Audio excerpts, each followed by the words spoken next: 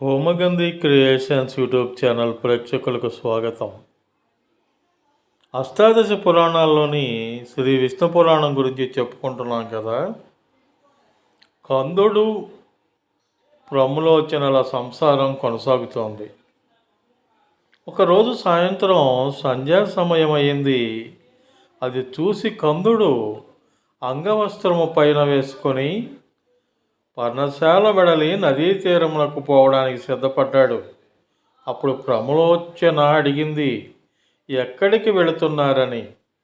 సాయంకాలం అయింది కదా, సంధ్యానుష్ఠానం తీర్చుకుంటకు పోతున్నానని ప్రత్యుత్తరం ఇచ్చాడు కందుడు. ఆమె నవ్వుతూ, ఎప్పుడూనూ లేని అలవాటు మీకు ఇప్పుడు ఎలా వచ్చింది అని అడిగింది. అందుకు కందుడు, అవును, నేను ఉదయం స్నాన సంధ్యాలు పూర్తి చేసుకుని కూర్చుండి ఉండగా నీవు వచ్చావు కదా, ఇప్పుడు సాయంకాలం అయింది, సంధ్య వార్చుటకు పోవచ్చున్నాను. ఇందులో నవ్వవలసినంత పని ఏమున్నది అని అడుగ్గా ఆమె అన్నది, అవును, నేను ప్రభాత సమయంలో వచ్చిన మాట నిజమే, కానీ అది ఎన్ని సంవత్సరాల కిందటి మాట.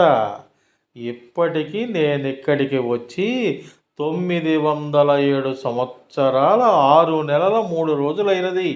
అప్పటి నుండి మనము పోర్దెరుగక లీలా విలాసములలో మునిగిపోయి ఉన్నాం అని చెప్పగా కందుడు నివ్వెరపోయాడు. ఇది నిజమా నిజమా అని చాలాసార్లు ప్రమోదను అడిగాడు.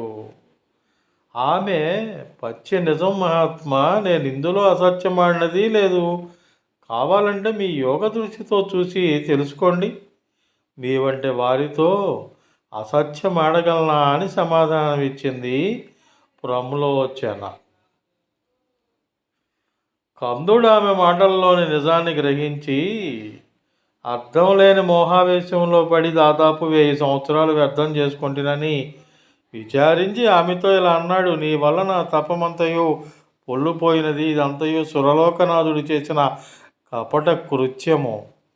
నీ ఎందుకు కూడా తప్పు లేకపోలేదు, కానీ ఇంతకాలం నాతో అరమరికలు లేక గడిపావు కావున నీ మీద కోపగించలేను. కానీ ఇంత చేసిన నీవు ఇంకా నా ఎదుట కనపడితే శపిస్తాను, వెంటనే పో అని హుంకరించాడు కందుడు. దానికి ఆమె భయపడి ఆకాశ మార్గమున పోతుండగా ఆమె గర్భంలోనున్న పిండం ద్రవించి వృక్షములపై జారిపడింది. ఆమె తనకు భయం వల్ల కలిగిన చెమటను చెట్ల ఆకులతో తుడుచుకుంది. ఈ 2 కారణాల వల్ల ముని వీర్యము చెట్ల చిగుళ్లపై పడింది.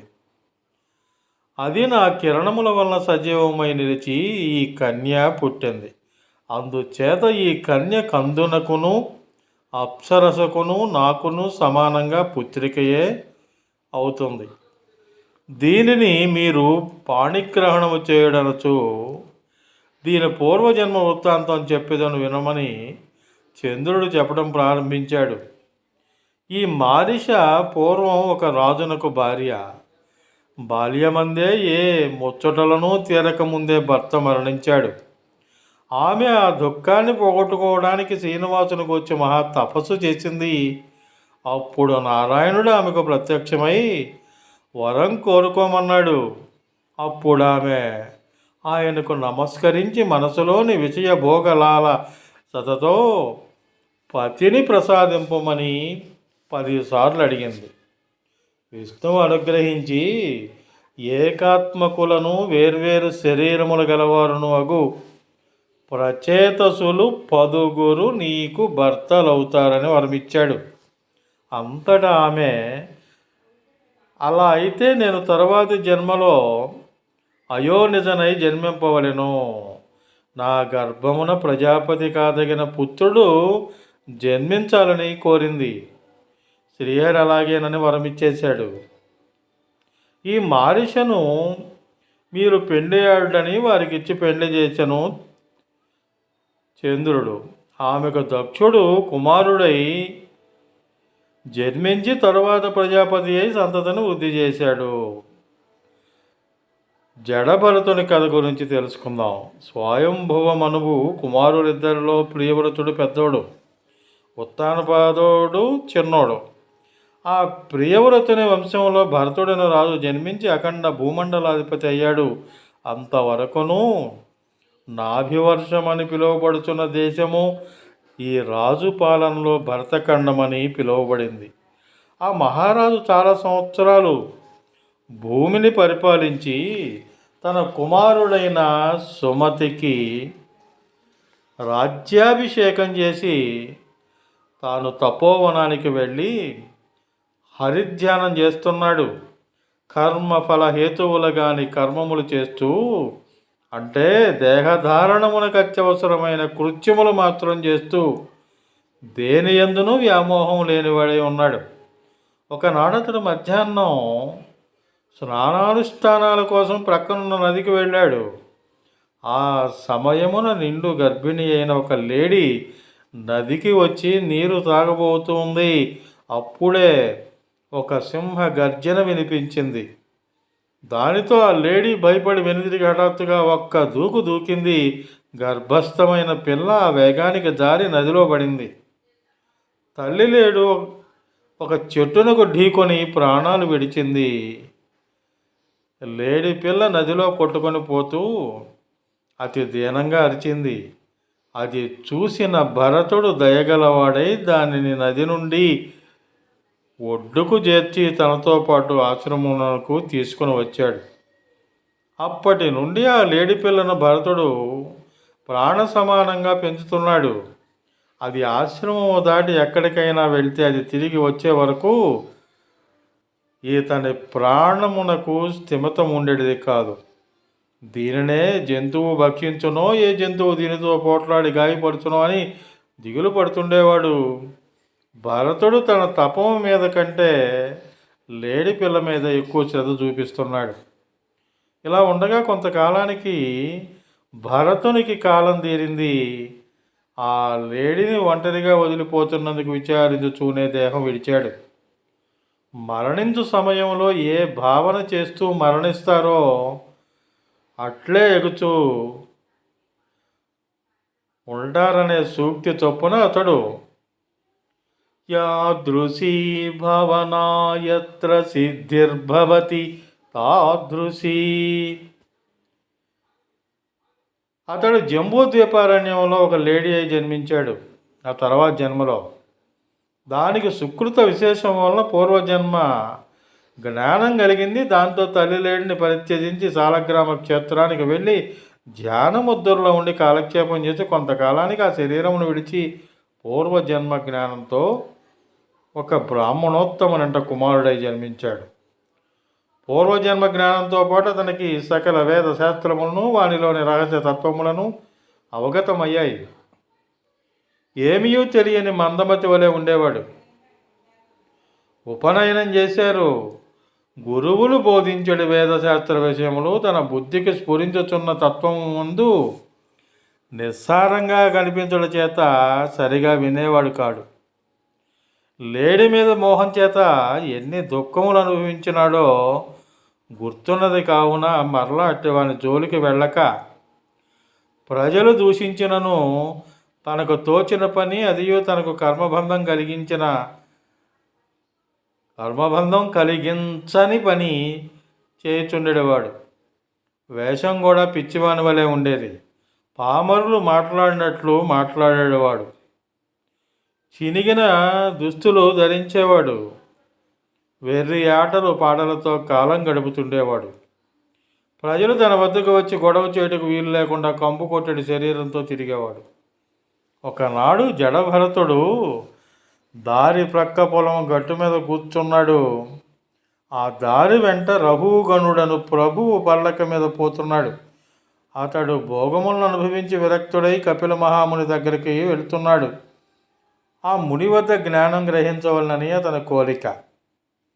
మందబుద్ధి వలె దారి ప్రక్కన కూర్చుండిన జడభరతును చూసి రాజసేవకుడొకడు, నీవు ఈ పల్లకిని మోసినచో భోజనము పెట్టిస్తాము అని చెప్పగా భరతుడు పల్లకి మోస్తున్నాడు.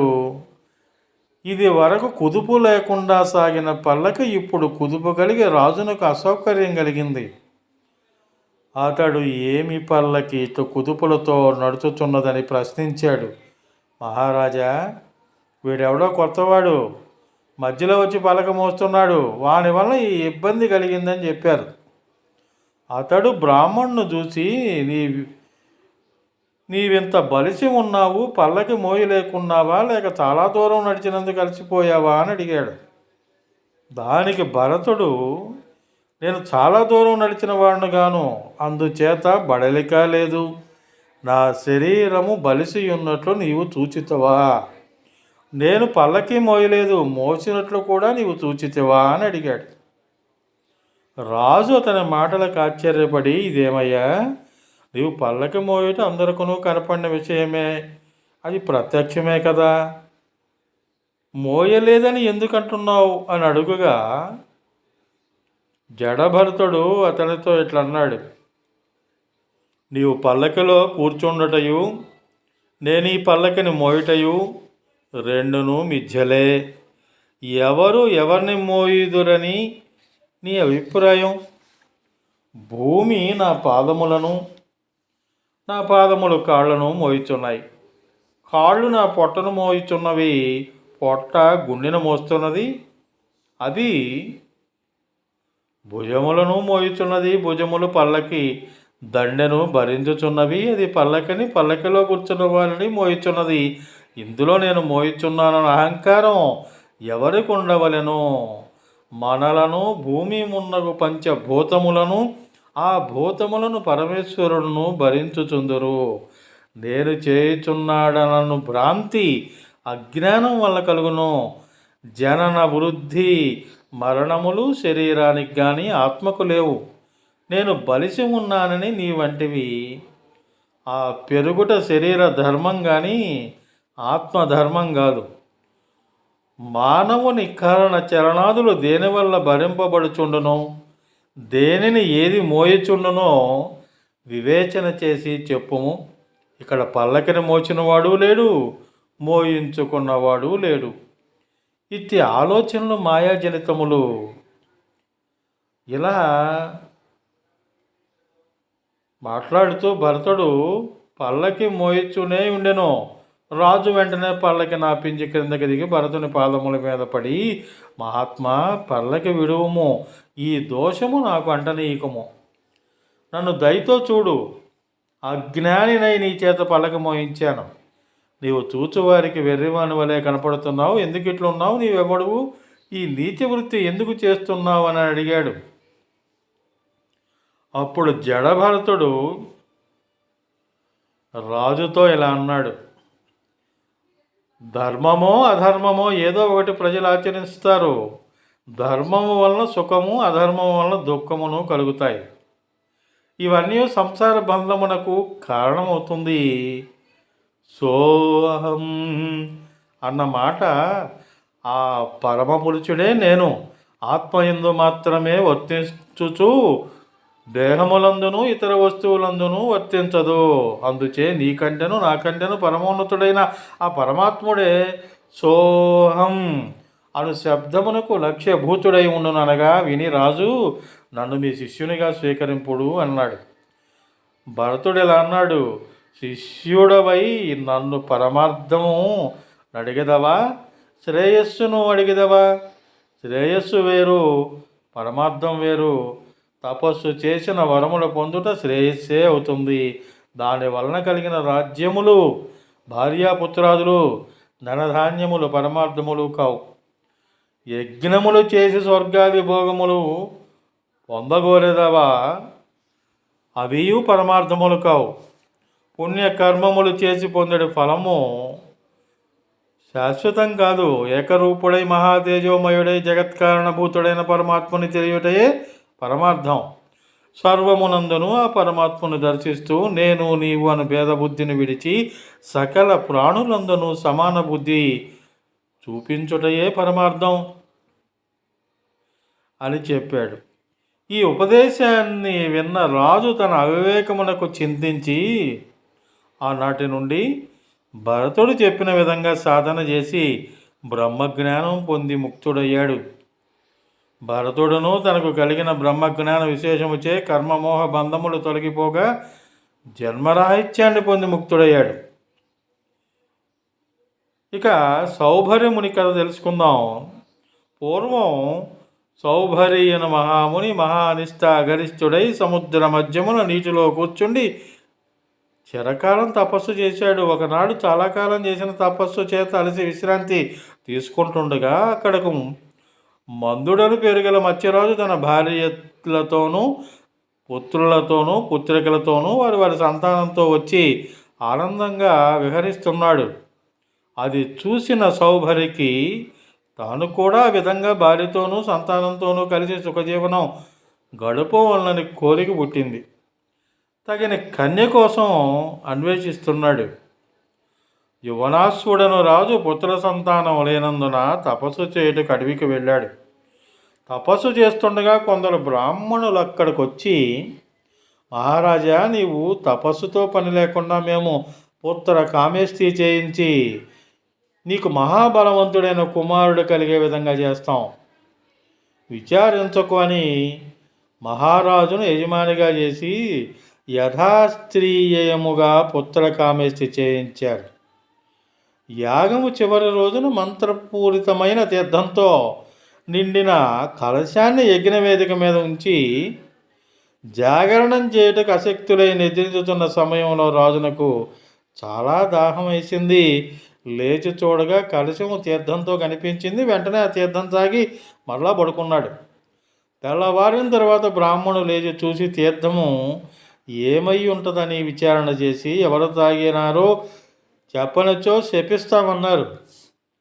యువనాశ్వుడు నేనే రాత్రి దాహం వేసి తాగినానని చెప్పాడు. అంతట వారు, ఈ తీర్థమును నీవు పట్టపు రాణిచే త్రాగింపవలనని ఉంచాం.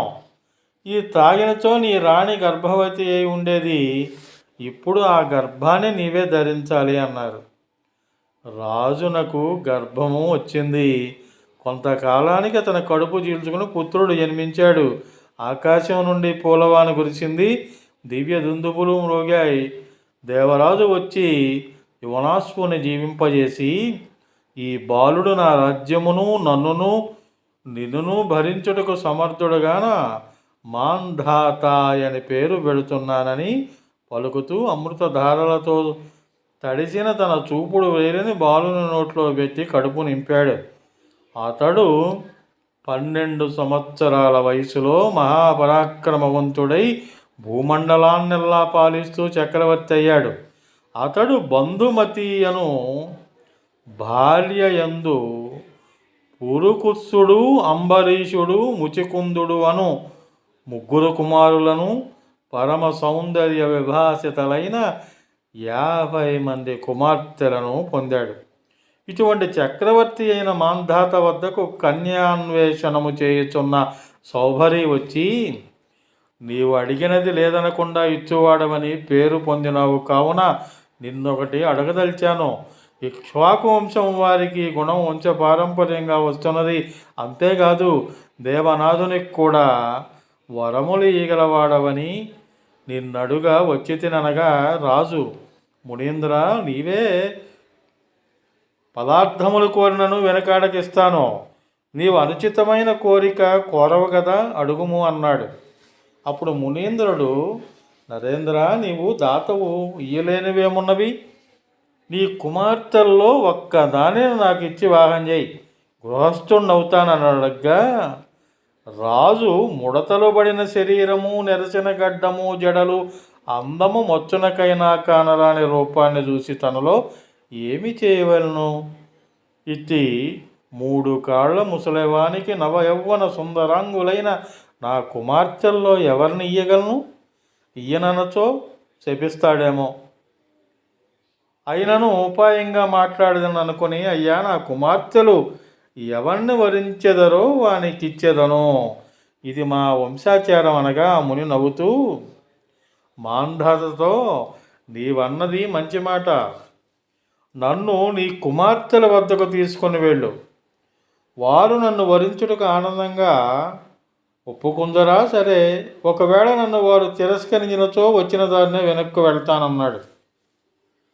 ఇక మాంధాత మారు మాట మాట్లాడక భయపడి అంతఃపురం కావలి కాయు వర్షవరుణ్ణి పిలిచి, ఈయనను మన అంతఃపురంలోనికి తీసుకుని పోయి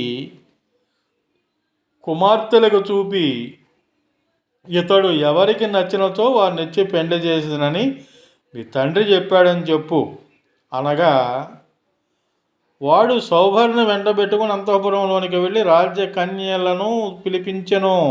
వారు వచ్చి లోపల సౌభరి తన తపశ్శక్తితో మన్మధుని తలదన్ను వంతు సౌందర్యవంతుడై కూర్చున్నాడు. రాజకన్యలు వచ్చారు. వారితో కావలవాడు ముదుసలి ముని వచ్చి, మీలో ఒక కన్యను తనకిమ్మని మీ తండ్రిని అడిగాడు. ఆయన ఇతన్ని మీ వద్దకు పంపాడు. మీలో ఎవరినైనా ఇతను వరించినచో ఆమెను ఇతనికిచ్చి పెండి చేయనట్లా చూచుకోనడని చెప్పాడు. అప్పుడు సౌభరిని చూశారు. వారి అందచందములకు పరవశులై ఇతడే నా భర్త అని తమలో తాము తగులాడుకున్నారు. రాజకుమార్తెల కట్లు సౌభరి మన్మధుని వలె కనిపించాడు. తక్కిన వారికి మాత్రం వృద్ధముని వలె కనిపించాడు. వర్షధరుడు రాజకన్యల తగువలాట చూచి నివ్వెరపోయి ఆ సంగతి రాజుకు తెలియజేశాడు. అతడును ముని తపశ్శక్తికి చాలా ఆశ్చర్యపడి కుమార్తెలు కోరినట్లు వారిని అందరినీ ఒక సుముహూర్తాన సౌభరికిచ్చి వివాహం చేశాడు. చక్రవర్తి కావున తన కుమార్తెలను చీరలతోనూ అమూల్యమైన సారెలతోనూ పల్లకీలు ఎక్కించి సౌభరితో పంపించాడు. సౌభరి 50 మంది భార్యలతోనూ తన ఆశ్రమమునకు వచ్చి తన తపో మహిమచే విశ్వకర్మను ఆకర్షించి అతనితో ఇలా అన్నాడు, దేవశిల్పి, నేను గృహస్థాశ్రమమును స్వీకరించాను. నా భార్యలందరినూ చక్రవర్తి కుమార్తెలే. చిన్నప్పటి నుండి భోగభాగ్యముల్లో పెరిగారు. వారికి ఎటువంటి లోటును రాకుండా ఉండే విధంగా అన్ని సౌకర్యములతోనూ వైభవములతోనూ రాజభవనాలు నిర్మించి ఇవ్వవలసిందని చెప్పాడు. ముని ఆజ్ఞ శిరసావహించి రాజమందిరాలను, ఉద్యానవనాలను, క్రీడా సరస్సులను, హంసతూలిక కల్పములను ఒక్కటేమిటి సమస్త భోగములను అనుభవించడానికి తగిన వస్తువులన్నింటినీ సమకూర్చి ముని వద్ద సెలవు తీసుకుని వెళ్ళిపోయాడు దేవశిల్పి. సౌభరి తన భార్యలను ప్రత్యేకంగా ఒక్కొక్క మందిరంలో ఉంచి పరిచారికలుగా అప్సరహ స్త్రీలను పెట్టి రాజభోగములను అమర్చి వారికి సంతృష్టి కలగజేశాడు. తాను కూడా మన్మథ రూపంతో అందరికీ అన్ని రూపాల్లో కనపడుతూ వారితో కాపురం చేస్తున్నాడు. ఇలా కొంతకాలం గడిచింది. మాంధాతకు సౌభరి మీద తేలిక భావం పోలేదు. ఈ ముసలోడు నా కుమార్తెలను అడవిలోని తన ఆశ్రమానికి తీసుకుని పోయాడు. వారిని ఏ విధంగా కష్టపెడుతున్నాడో ఏమో. నా కుమార్తెలు చిన్నటి నాటి నుండి ఎండను కూడా చూసి ఎరగరు. మహాభోగములు అనుభవించారు. ఇప్పుడు ఎలా ఉన్నారు అని ఆలోచించి భార్యతో బయలుదేరి సౌభరి ఆశ్రమానికి వెళ్ళాడు. అక్కడ ఆశ్రమం లేదు. తన రాజధాని నగరము కంటే గొప్పదైన నగరం కనిపించింది. విశాలమైన వీధుల పక్క చెట్లు, దేవతా భవనములను మించిన సౌధములు, ధాన్యముల కొట్టములు, నృత్య గీతావాద్యముల మనోహర ధ్వనులు కలిగి ఉన్నాయి.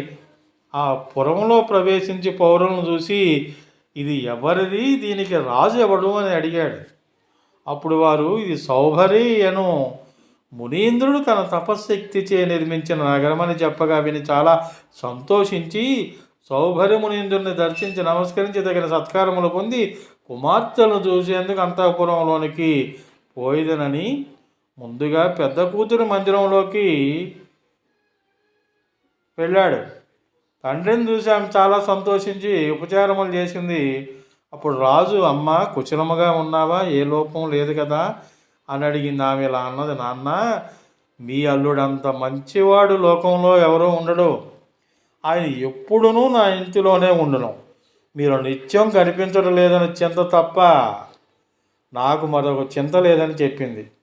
అందుకు రాజు, ఈ ముదుసలి నక్క ఈమె నొక్కతను ఆదరిస్తూ తక్కిన వారిని ఏడిపిస్తున్నాడు కాబోలనుకుని వరుసగా అందరు కుమార్తెలు ఇళ్లకు వెళ్ళాడు. పెద్ద కూతురు చెప్పినట్లే మిగిలిన 49 కూతుళ్ళు తండ్రితో తమకే లోపములు కలగట్లేదని చెప్పగా సౌభరి మహాముని శంకించినందుకు తను తానే నిందించుకొని తిరిగి తన నగరానికి వెళ్ళిపోతూ అల్లుని చూచి, మహాత్మా, నా కుమార్తెలు నిన్ను వరించి తమ బ్రతుకులను సార్థకం చేసుకున్నారు. అందరూ సుఖంగా ఉత్సాహంగా ఉన్నారు. కుమార్తెలను ఇట్లా ఉన్నత స్థితిలో చూచడం కంటే కన్నతండ్రికి సంతోషం వేరే ఎక్కడుంటుంది అని అల్లుడిని మెచ్చుకుని అల్లుడికి కుమార్తెలకు ధన కనక వస్తు వాహనముల కానుకలుగా ఇచ్చి ఆనందంగా తిరిగి తన రాజ్యానికి చేరుకున్నాడు.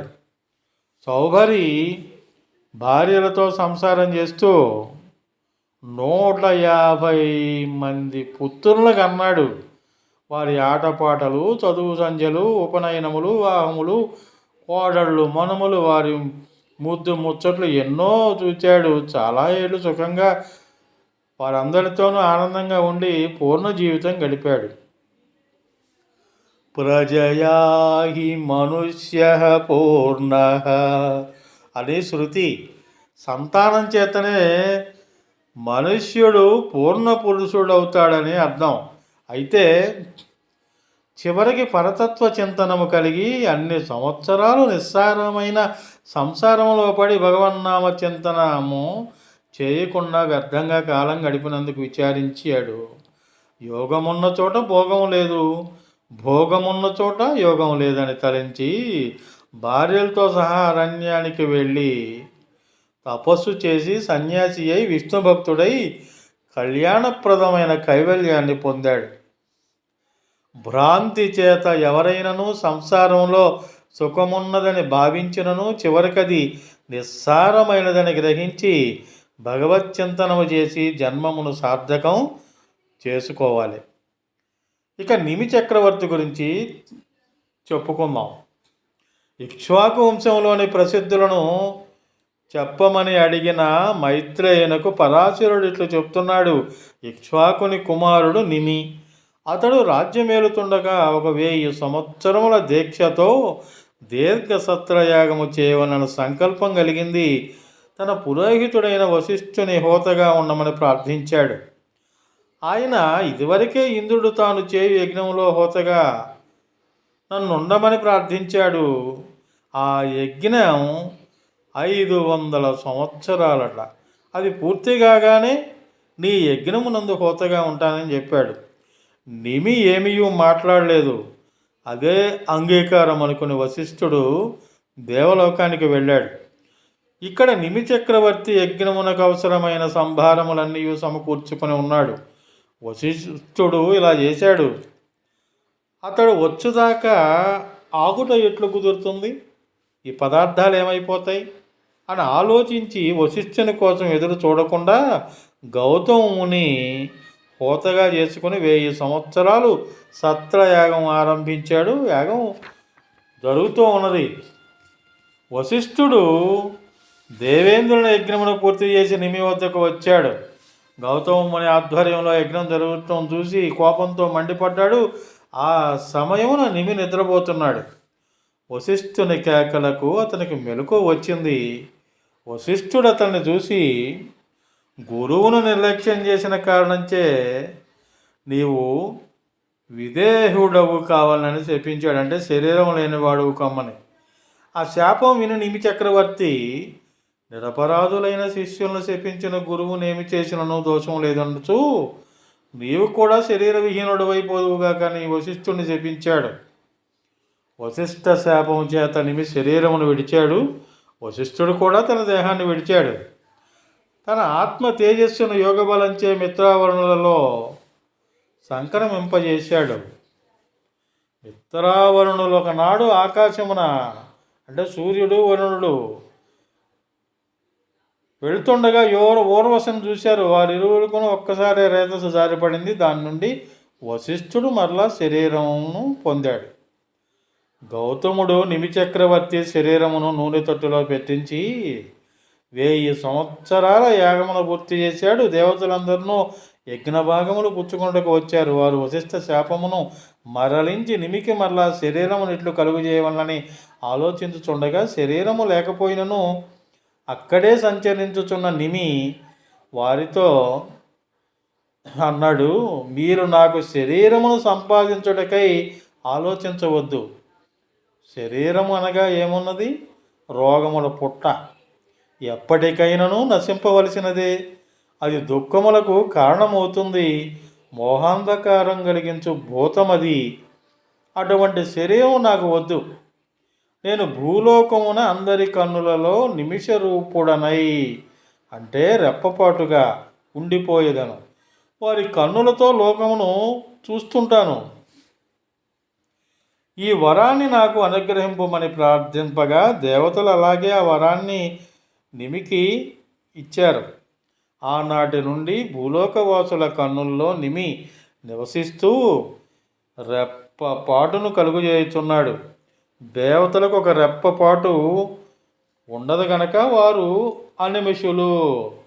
ఈ రెప్పపాటు మన కన్నులను శుభ్రపరచుటయే కాక దుమ్ము ధూళి పడకుండా కాపాడుతుంది.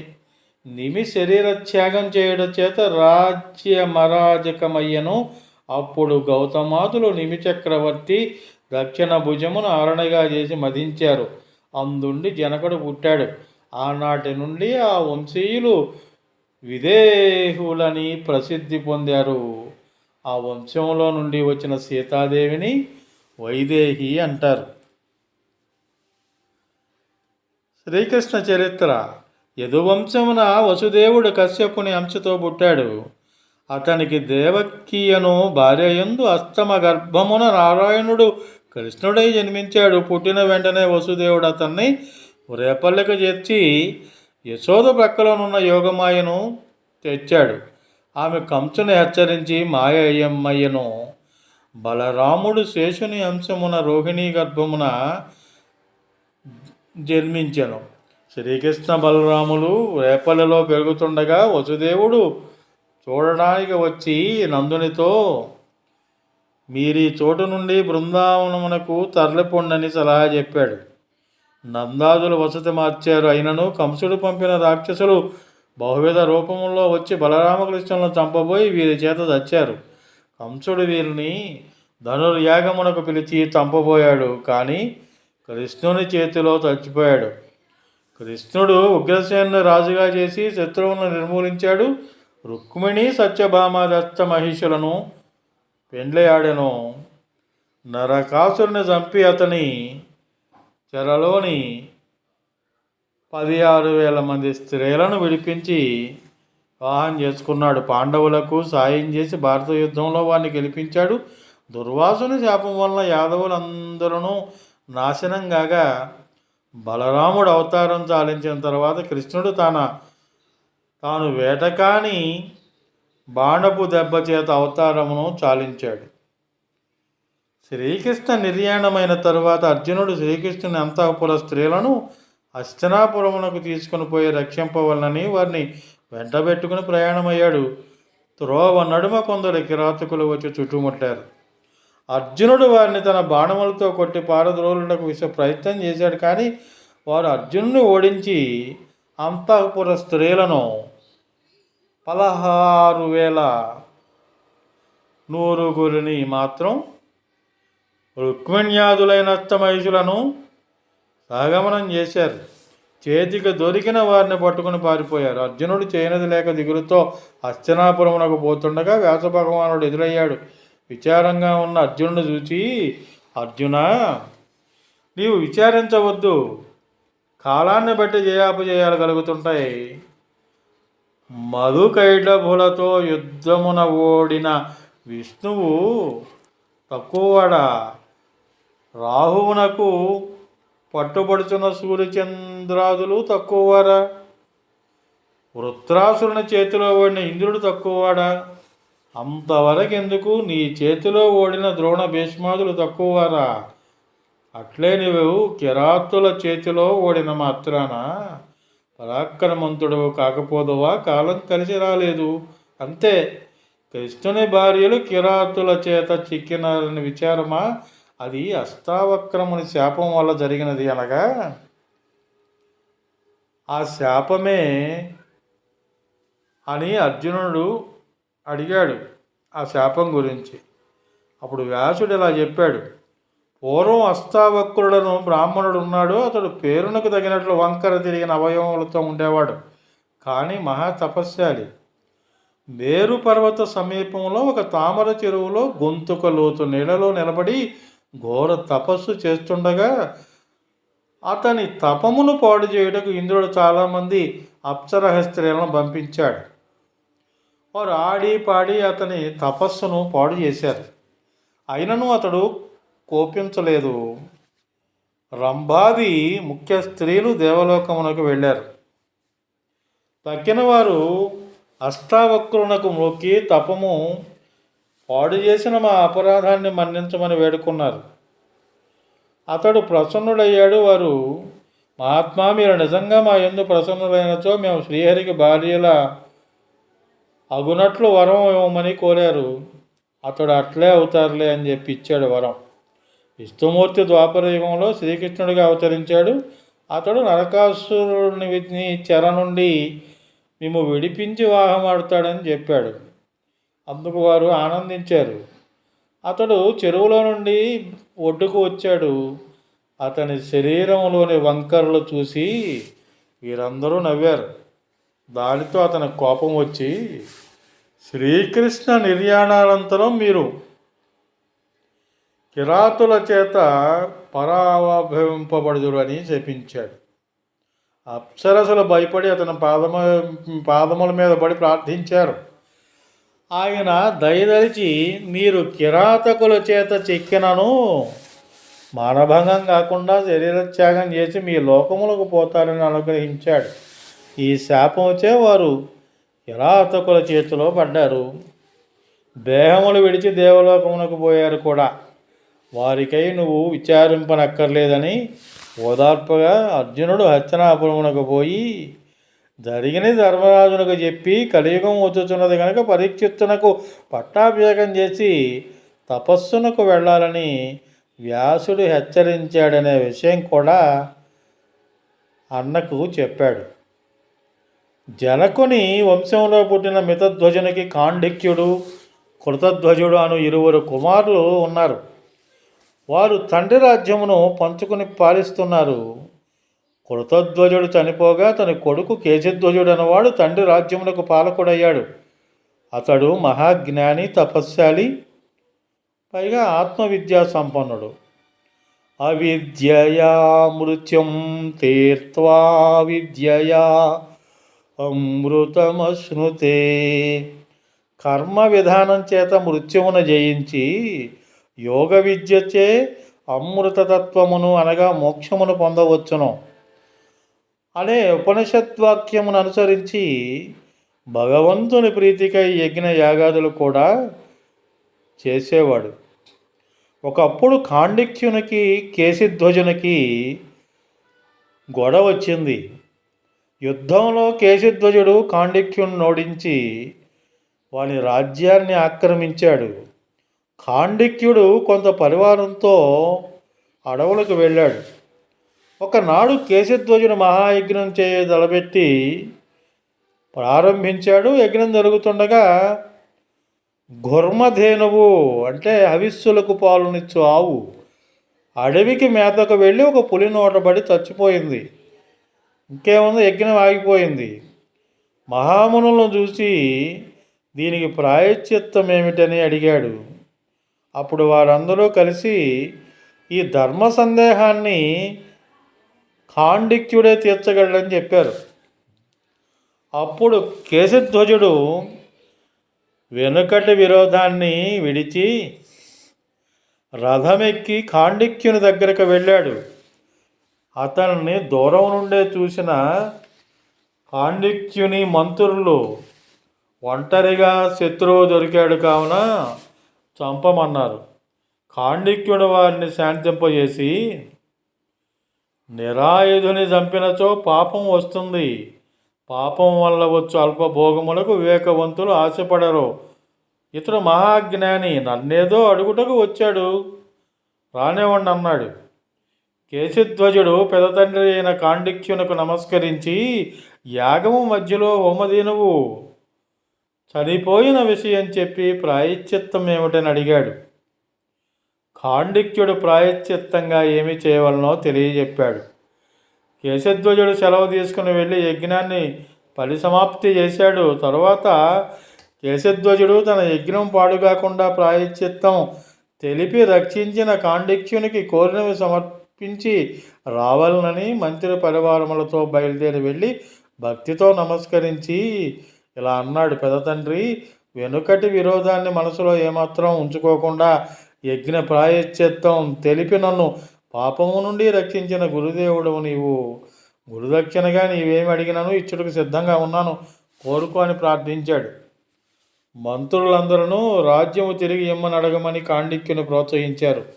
కానీ అతడు ఈ అల్పభోగములకేమి, కేశధ్వజుడు యోగసిద్ధుడు, అతని వలన యోగ విద్యను పొందవలనంటూ నాకు పరమార్థభూతమైన యోగ విద్యమును ఉపదేశించు అని కేశధ్వజుడిని అడిగాడు. అతడు రాజ్యమును అడగకుండా యోగ విద్యను అడిగితివే ఏమనగా, కాండిక్యుడు రాజ్య భోగములు భోగవంచగల వారికి కావలను, నాకు మాత్రం యోగ విద్యను ఉపదేశింపుమనగా కేశధ్వజుడు అతనికి ఆ విద్యను ఉపదేశించాడు. తరువాత కాండిక్యుని కుమారునికి అతని రాజ్య భాగమునిచ్చి కేశధ్వజ జనకుడు మిథిలా నగరమునకు చేరాడు. అనేక యాగములతో విష్ణువును ఆరాధించాడు. కాల కర్మ వశమున మహాత్ముల మనసులో ఒకప్పుడు కలతలు కలిగినను అవి శాశ్వతంగా ఉండవు, తాత్కాలికములే.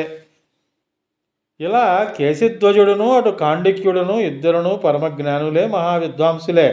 వారి మధ్య విరోధములు కలిగినను పరమార్థ విషయము దగ్గరికి వచ్చేసరికి ఆ విరోధం నశించి ధర్మము మీదనే దృష్టిని కేంద్రీకరించారు.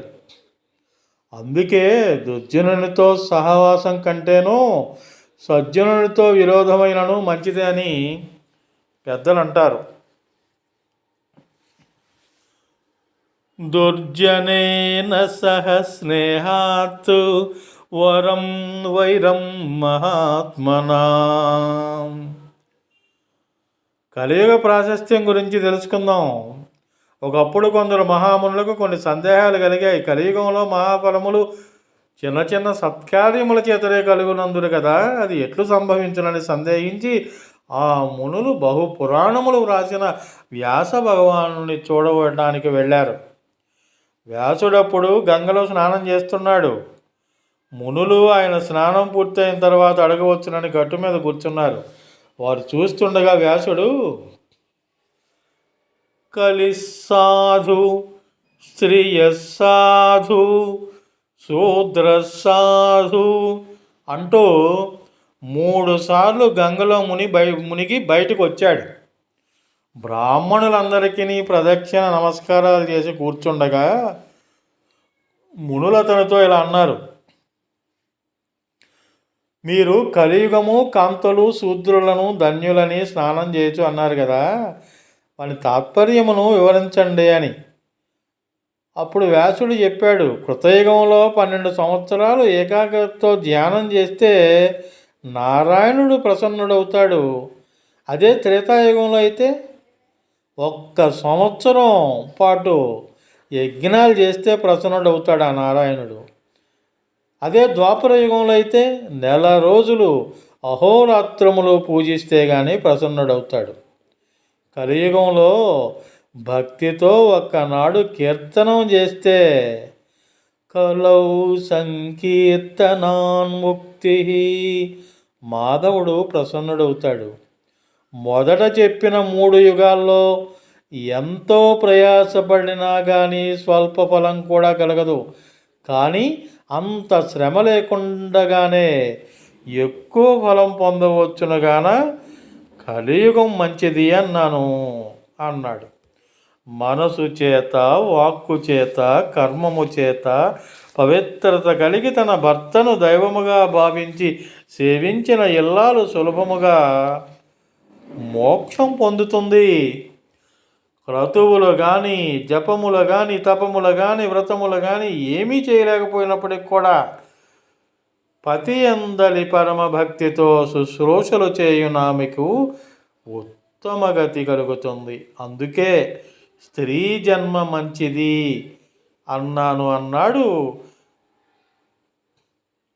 మరి వేదాలు చదివి యజ్ఞములు చేసి దేవపూజలు చేసి బ్రహ్మచర్యాదులైన ఆశ్రమ ధర్మములు బ్రాహ్మణ క్షత్రియ వైశ్యులు పాటించాలి. అందులో ఏమైనా లోపాలు కలిగితే పుణ్యానికి మారుగా పాపం కలుగుతుంది. అంత నియమముతో పై 3 వర్ణముల వారును ఆచరించినచో ముక్తి పొందుతారు. అయితే శూద్రులకు అలా కాదు. వారు పాకయజ్ఞము అంటే తాము వండుకున్న దానిలో కొంత అతిథులకును పెంపుడు జంతువుల వంటి వానికి పెట్టుట. బ్రాహ్మణ సేవ భక్తి శ్రద్ధలతో చేసినచో మంచి ఫలమును పొంది సద్గతికి వెళ్తారు. వారికి యజ్ఞములు వ్రతములు ఉపవాసములు ఏమీ చేయకపోయినను దోషం లేదు. చిత్తశుద్ధితో దాన ధర్మములు బ్రాహ్మణ సేవ చేస్తే శూద్రాది వర్ణముల వారు ఉత్తమ గతిని పొందుతారు. అందుచేతనే శూద్రుడై పుట్టుట మంచిది అని అన్నాను అని చెప్పాడు వ్యాసుడు. అంతటితో మునులు సంతోషించి వ్యాస భగవానుకు నమస్కరించి తమ ఆశ్రమములకు వెళ్ళిపోయారు. శ్రీ విష్ణు పురాణం సమాప్తం. మరో పురాణంతో మరలా కలుద్దాం. ఈ వీడియో మీకు నచ్చినట్లయితే లైక్ చేయండి, అందరికీ ఉపయోగపడే విధంగా షేర్ చేయండి. హోమగంధి క్రియేషన్స్ యూట్యూబ్ ఛానల్ సబ్స్క్రైబ్ చేసుకోండి. మరిన్ని వీడియోల నోటిఫికేషన్ మీకు వెంటనే రావాలంటే పక్కనే ఉన్న బెల్ ఐకాన్ని ప్రెస్ చేసుకుంటారు కదూ.